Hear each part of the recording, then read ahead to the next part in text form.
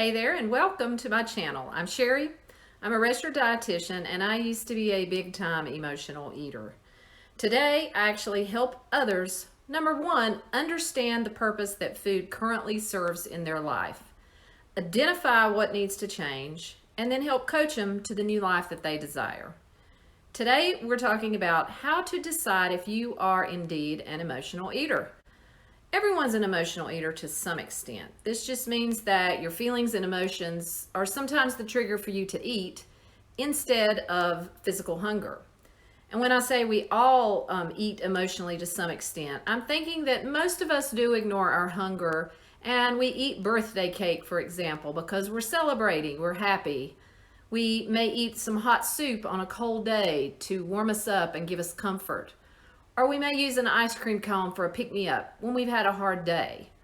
So next, I'm going to give you 5 signs that your emotional eating has gone beyond the point of an occasional occurrence like the ones I just mentioned. But before I do, if you're a regular here on my channel, thank you. And please, if you haven't already, hit that subscribe button and ring the bell for notifications. Doing these 2 things will help get my content and my videos out to more people that are just like you, and it also assures that you'll be notified when I post new videos. So with that said, let's get into those 5 signs. First, let's not think about food. Instead, let's think about your ability to identify, process, and express your emotions and your feelings. Sign 1 is that you are aware you don't like being emotional. You don't like feeling emotions. You don't like crying, feeling sad or down. You avoid difficult conversations. Grief is uncomfortable for you. Expressing anger may be uncomfortable for you. These are things that are hard. And you recognize that you usually like to try to avoid thinking about them, dwelling on them. You don't want to experience these emotions. So if that's you, chances are you distract yourself, you try to get busy, you try to escape. And emotional eaters do that with food. They will find that eating, baking, cooking, or maybe even watching TV shows on cooking will help distract from those uncomfortable thoughts. Sign number 2, fill in this blank. If I can just eat blank, it will make me feel better. If that's you, you probably have an issue. Sign number 3 is that you use food to comfort yourself. Now, I did another video just on using food for comfort, and I'm going to link it in the comment section below. And if you're watching online, you should be able to click the link. I'll link it here, somewhere on this screen. You should be able to click and get to that video. Sign number 4, you use food to reward yourself. And sign number 5, when you think about your life and what brings you pure joy, food is at the top of that list, or at least in the top 3. So how'd you do? Am I talking about you? Food, it was never intended to feed the mind. It was never intended to change your mood. It was never intended to be your friend, and it certainly wasn't intended to be your enemy. Emotional eaters, they use food as a coping mechanism for uncomfortable feelings. And this can lead to obesity and all the medical problems that accompany it, or may accompany it, like high blood pressure, diabetes, heart disease, joint pain, back pain, and the list goes on. But you know, there's a mental price to obesity as well. Do you relate to these things? Feeling out of control around food, or powerless to get out of the grocery store without purchasing a certain food. Obsessing about food, thinking about all the time, what am I going to cook? What am I going to eat next? And food and trying to not eat or lose weight, it takes up a ton of your time, your energy, and your resources. And you want that to change.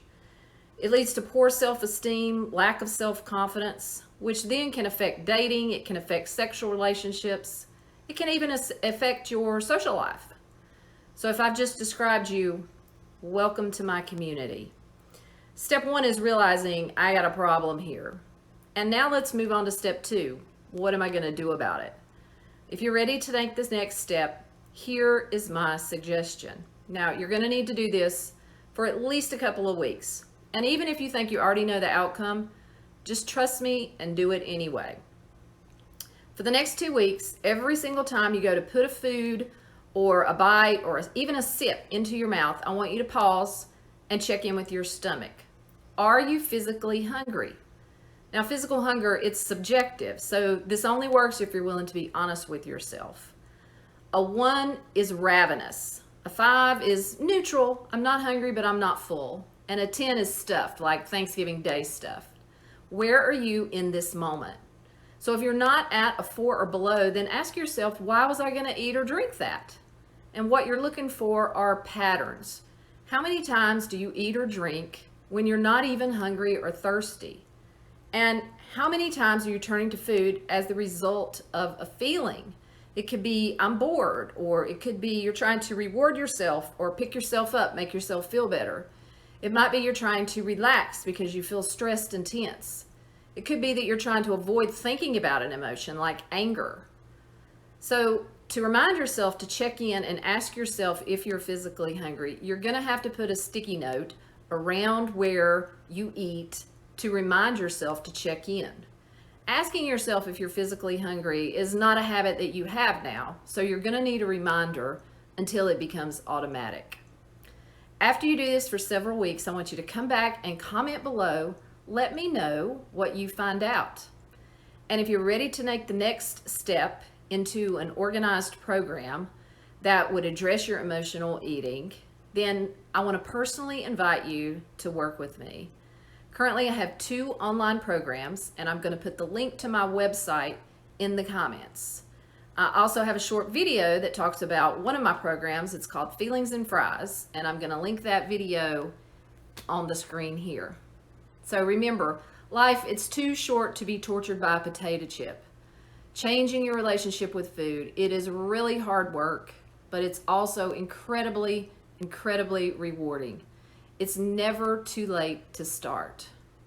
But for now, stay healthy, hang in there, and be kind to yourself. I'll see you in the next video.